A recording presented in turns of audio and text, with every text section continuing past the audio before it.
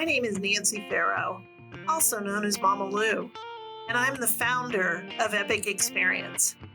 Epic Experience mission is to empower adult cancer survivors and thrivers to live beyond cancer. I hope that as you listen to Campfires of Hope, Living Beyond Cancer, you find hope, healing, and empowerment. Through stories and education, we aim to guide those impacted by cancer, and more importantly, offer love and support to anyone out there who needs it. This is Beyond Cancer.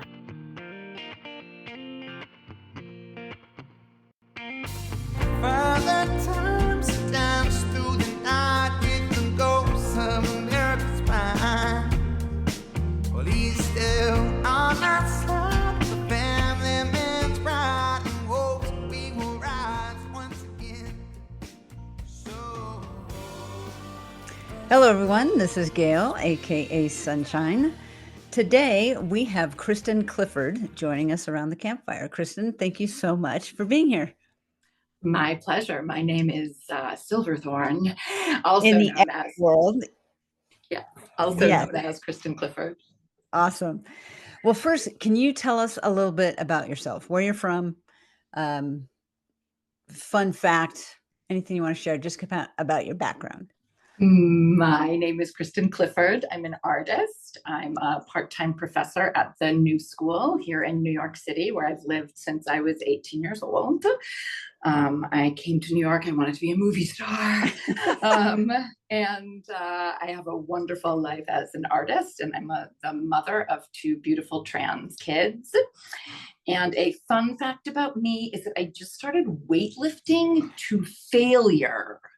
Like crone weightlifting, like old lady weightlifting, like we're trying to build bones. So like I lift as much as I can, and I only do it like 4 times. Awesome. When did you start that? Like almost 3 months ago. Good for you. It has changed me and made me feel more healthy, more than anything else I've done, honestly. Wow, that is really cool. Well, unfortunately, the thing that brings us together is cancer. So let's talk a little bit about your story. When were you diagnosed? How did you find out? Treatment, all of that kind of stuff. So I have, in fact, had 3 separate cancers. I was diagnosed in 2016 with ovarian and uterine cancers. And then in 2023, I was diagnosed with breast cancer. The trifecta. Wow. Yes. So let's start with the first. Yeah, let's start with the first one, ovarian and uterine. And they determined those were 2 separate primary cancers. Okay. Yes. So my partner's out of town. I wake up with the kids.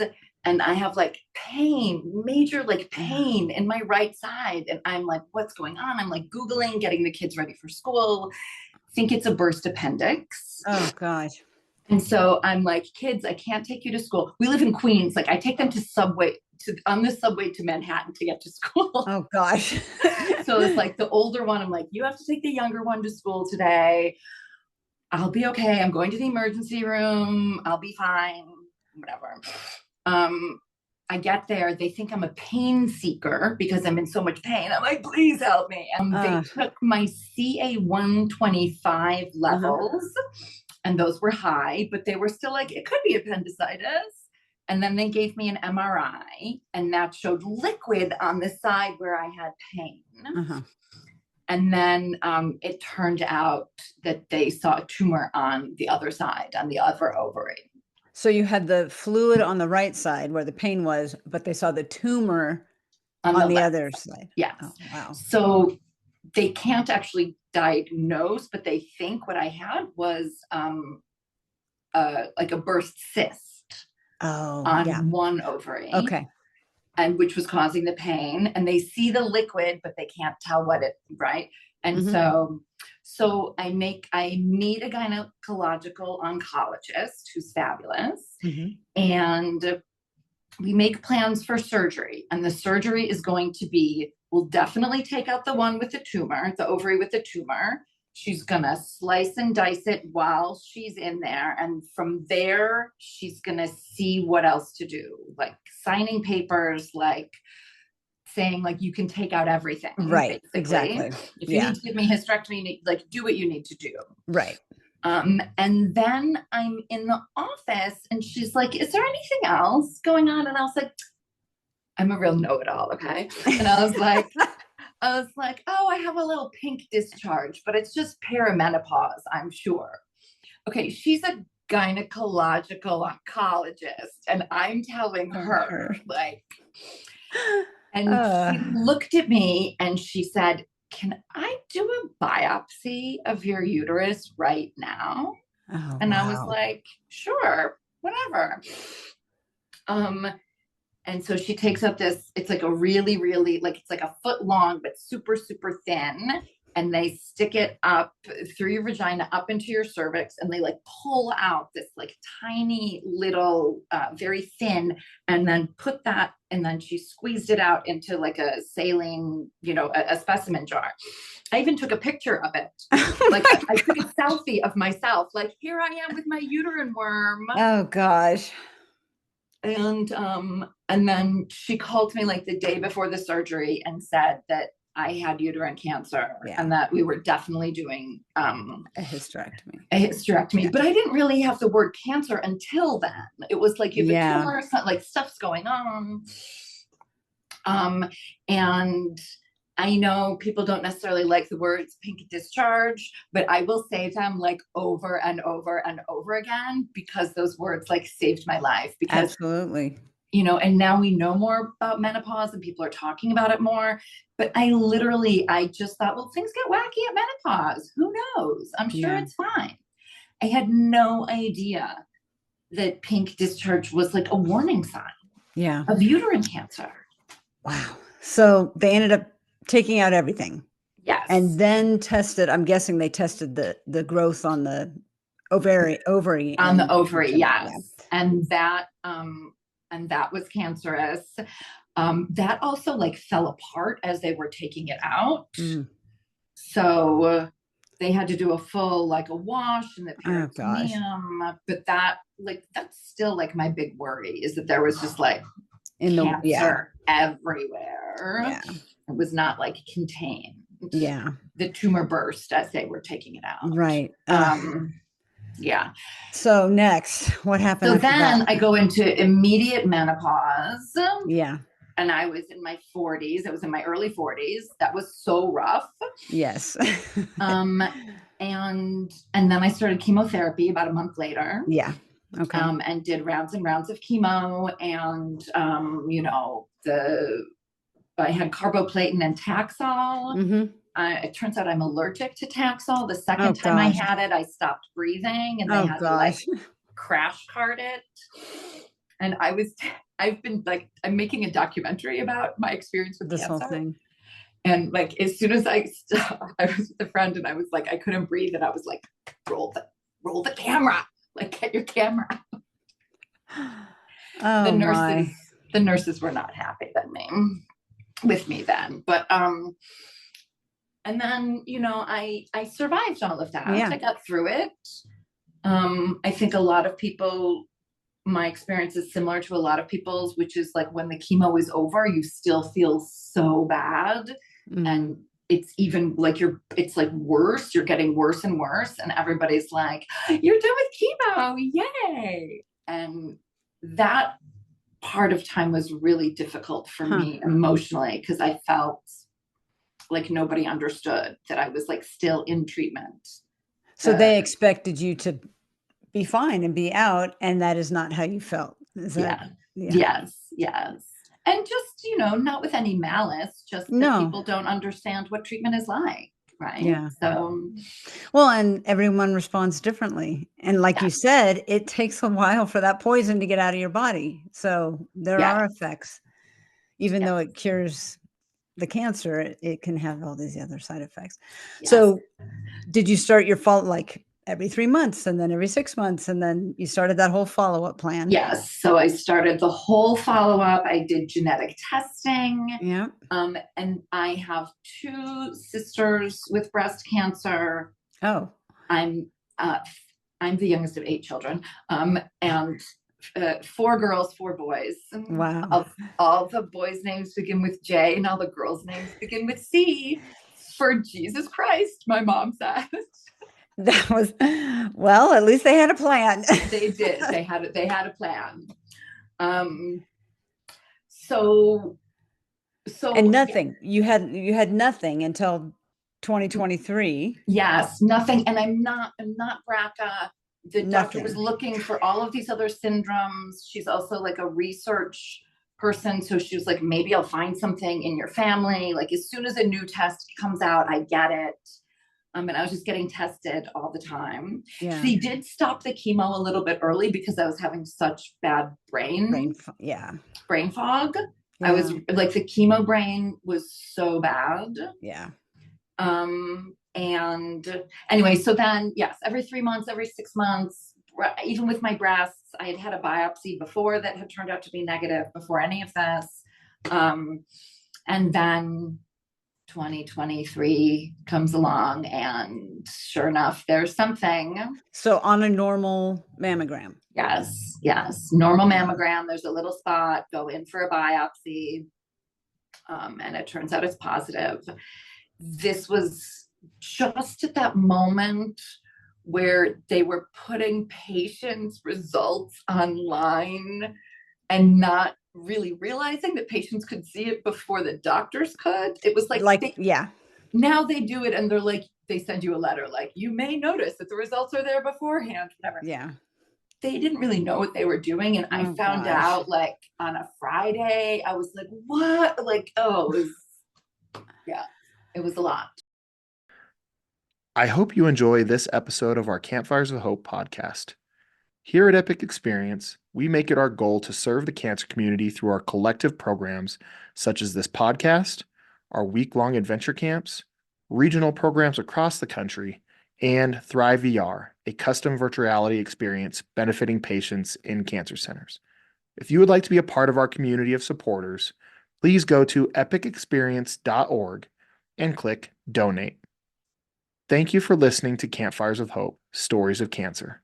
With gratitude, Wingman, also known as Colin Farrow, Executive Director of Epic Experience. Epic Experience is a registered 501c3 organization. I can imagine, especially because in a sense, it's 7 years, right? And 5 years is the golden mark. And now all of a sudden, not so much. Did you do treatment for that as well? Or did they do a lump resection? I had the opportunity to do a lumpectomy. Okay. It was small enough. Good. And I chose to do a double mastectomy. Okay. Partly because I didn't want to do radiation, partly because I felt like if I did, I'd just be waiting for it to come back. Yeah. I'm still waiting for it to come back, but I just feel like I would be worse. So much worse. Yeah. And because of the stuff in my family. Well, absolutely. That's what I was thinking. Yes, they don't know. And at first I was going to just have surgery and go flat. And then, when I had ovarian cancer, I talked to my doctor and was like, if ovarian and uterine, and I was like, if and when I get breast cancer, I'm just going to take them off. I had 2 kids, I've breastfed, done with them. But when it came time to do it, I wound up choosing the most complicated surgery, which is a double mastectomy with immediate DIP flap reconstruction, where they take blobs of fat from elsewhere on your body. Right. In this case, my mama belly, and shape breast shapes out of it, and attach those to your chest, and they attach the blood vessels and everything, so it's living tissue. Wow. I had gone to a holiday party and two people I knew but not super well both had breast cancer, and one had an implant and the other had DIEP. And I was like, can you guys come in the bathroom with me? I was like, can I feel you guys up? And they let me like at the same time. And I had like an implant in one hand and my friend's like natural fat in the other. And it just felt so much nicer. Yeah. And honestly, by that time I had been, I'd gotten separated before I had breast cancer. I'd been married for 21 years and I'd gotten separated. And I mean, it was partly like vanity and ego and like, will anyone love me if I don't have breasts? Like, oof. Well, yeah. Well, and you just touched on what I was going to ask about next. What were the mental and emotional impacts of this whole situation? I mean, being diagnosed at all, but the particular things that we're talking about, the female reproduction and breasts and all that, how did that impact you? It was so hard. It's still so hard, but it was so hard. You know, we're fighting in this country about what gender is, and I have trans kids, and at the same time I'm like losing everything that was like supposedly making me a woman. Right? Was I still a woman without these body parts, without these hormones? Yeah. Without estrogen, without anything. So it made me, and I'm somebody who's always been interested in gender and sexuality. It's something that I make work about. But my personal experience of it was, I was shocked that I chose to have reconstruction. Interesting. And people told me, they're like, when I had been kind of like, oh, I'll just go flat. They're like, yeah, I don't know about you. You'll see what it's like. And boy, were they right. Wow. I felt like I'd lost so much. Yeah. I just felt like I'd lost so much. I'd lost my uterus, my cervix, my ovaries, my juiciness from the estrogen. I'd lost my marriage, my partner. Yeah. My kids were getting older, so I was like losing the little kidness of them. Like I just felt like I couldn't lose one more thing. Yeah. And also I love fashion, and the shape of things, you know. Right. Well, and we fill out sweaters more nicely. So how were you able to overcome these feelings of low self-worth? What made a difference? Was it primarily getting the surgery, or was there more to it? There's definitely more to it. When I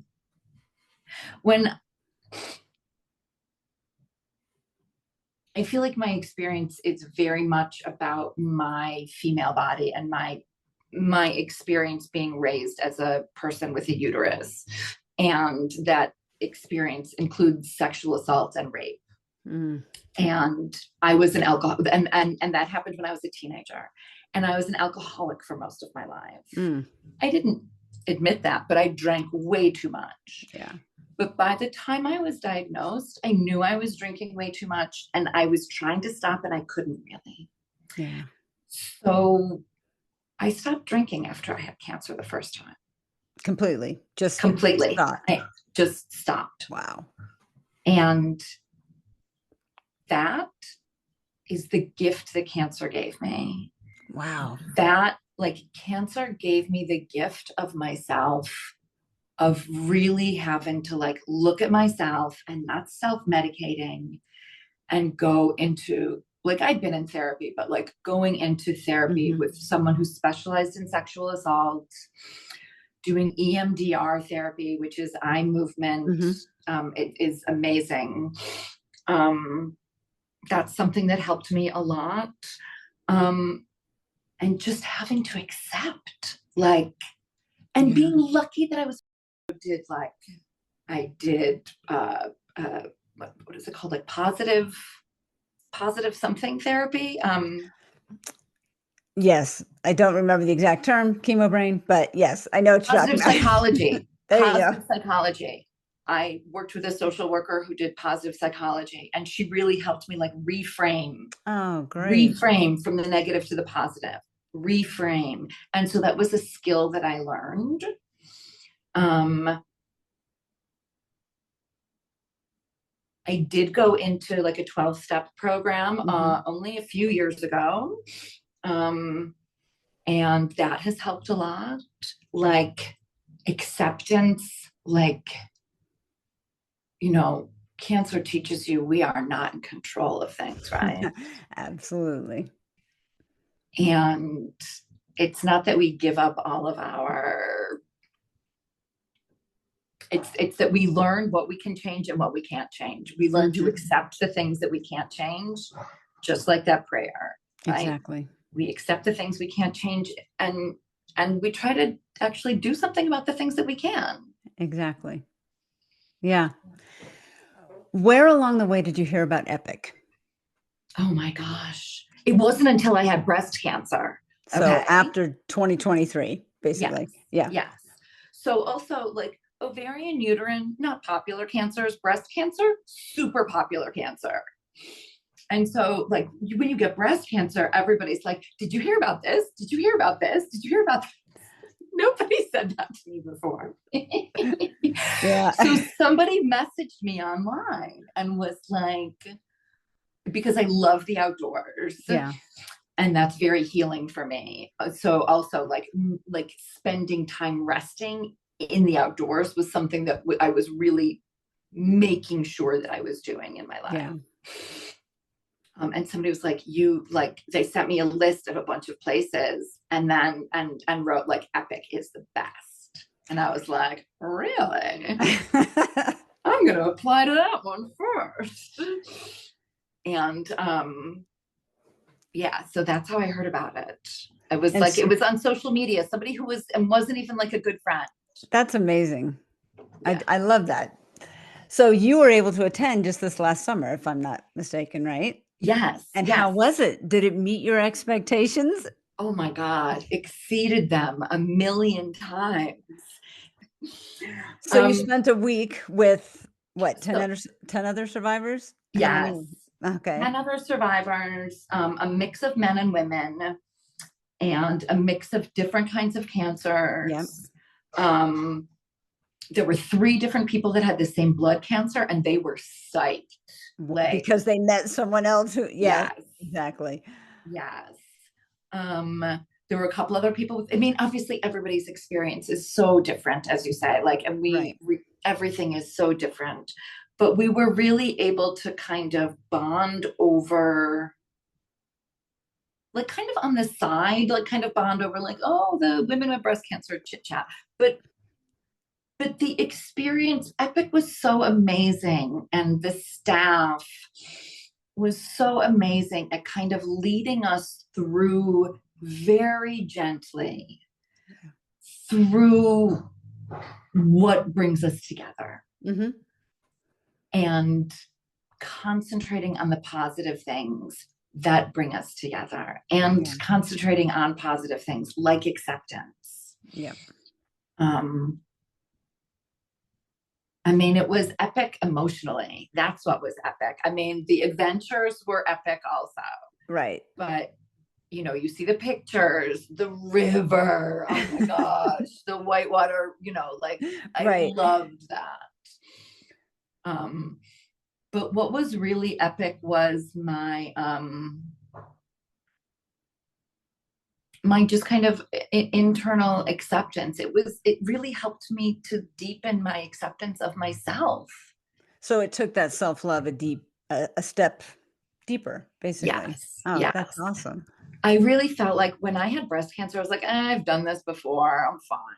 Like I didn't really take care of myself emotionally or mentally. And suddenly there I am in this beautiful place with these friendly, wonderful people from all over the country in this amazingly supportive atmosphere where I'm not allowed to even pick up after myself. And that really gave me the support system to be able to look at myself again and be like, I have some acceptance to do. Yeah. I still have some work to do. I'm kind of ignoring this. I'm actually sad that my reconstruction didn't necessarily look as good as I wanted it to look. Like one side looks good, the other side does not really. And it's kind of like, okay, that's it. Like that acceptance of, and knowing that cancer isn't the only thing that we are. Yep. That we are not our cancers. Yep. Was also just something I feel that was like really huge.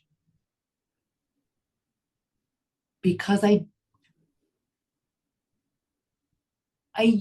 making a film about my experience. So I'm like, I'm using my cancer in my work. I'm blah, blah, blah, blah, blah. But also like,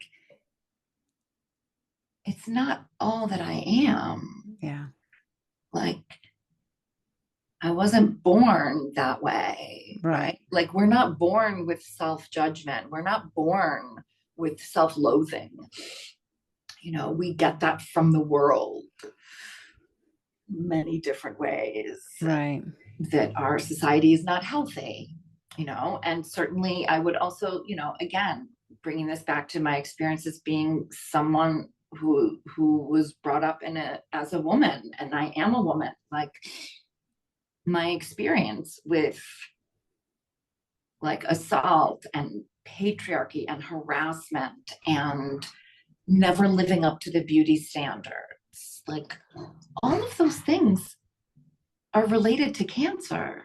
Like, especially the beauty standard stuff. Like, it's so hard for us. Like, oh my God, our skin turns to crepe paper and our hair falls out. Yeah. And like, we have all of our body parts taken off, and we're supposed to like look like Nicole Kidman. I mean, like, in what world? Like, we know that those beauty standards are not realistic.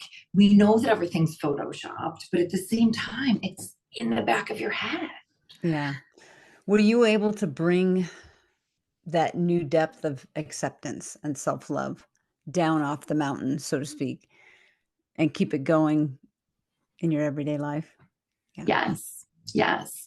I won't give away anything, but I do have a little memento from Epic that I keep on my bedside table. Oh, and as a reminder. I love it. As a reminder, and a reminder not just of the things that I learned from myself, but of all of the people that I learned those things with. Yeah. Like a couple of us are moms, and like bonding over being a sick mom and really wanting to do the things that we wanted to do for our kids. There was someone with stage 4, and she's so bright and beautiful. Yeah. And I can't remember what the letters are. It's non-curable, NC. And she's full of hope. She's like, those are just letters on a piece of paper. What do they know? Yeah, I think that is one of the biggest parts of that whole experience, is being there together, learning from each other, knowing you're not alone. Yes. Right? Oh, I mean, that's a huge takeaway. I'm so glad that you came away with that. That's huge. Yeah.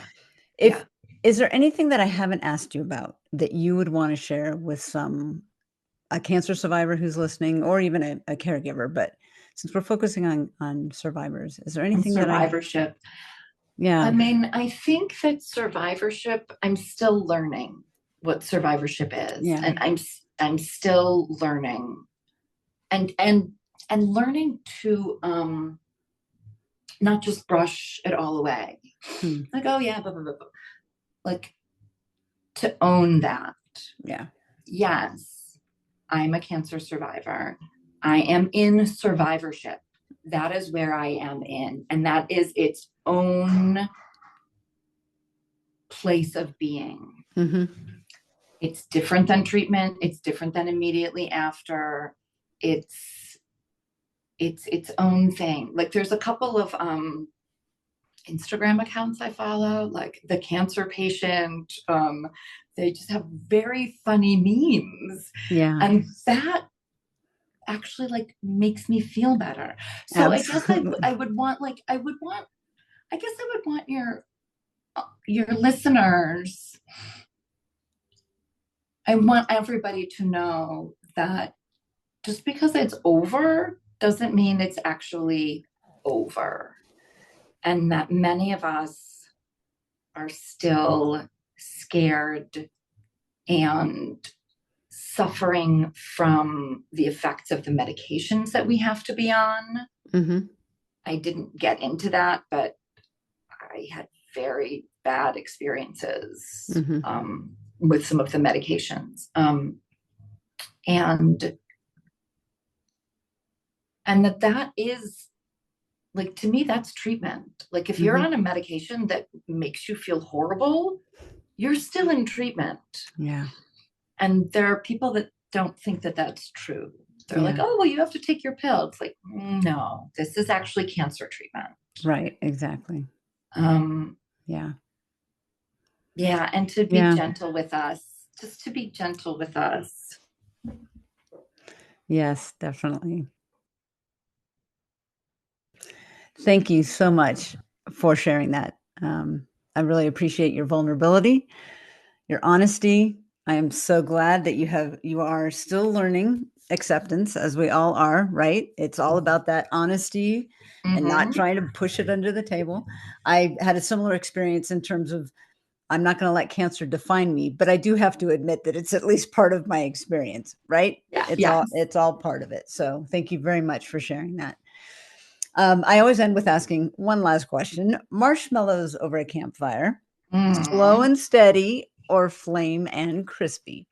Oh, slow and steady. I find a nice spot with the coals, very turning the whole time. So it's soft on the inside and golden. And as a true artist, you just painted a picture. Thank you very much. Well, Christen, I appreciate so much you spending time with us today, for sharing your story. And I wish you the best as you continue your survivorship. Thank you. Thank you. And the one last thing I want to say is thank you to Epic Experience. Thank you so much to everyone who works there, who volunteers, who makes it all what it is, because it really is like a place that is full of the most care, and everything is so thoughtful. And the way that Epic started was through tragedy, and it makes us all, it helps so many people. And I can only hope that my survivorship can help somebody else. Yeah. Pay it forward, right?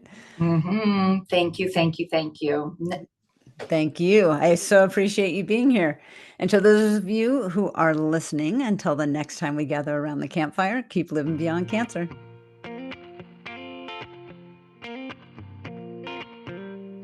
Thank you for listening to this episode of Campfires of Hope, Living Beyond Cancer. For more information about Epic Experience and our programs, or to donate, please visit our website at epicexperience.org. Music for this podcast is provided by Moonshiner Collective. If you enjoyed this episode, please rate and review us so we can share our story with more people. Also, be sure to subscribe wherever you get podcasts so you'll know when new episodes are released. We hope you come back and join us for our next episode. Father,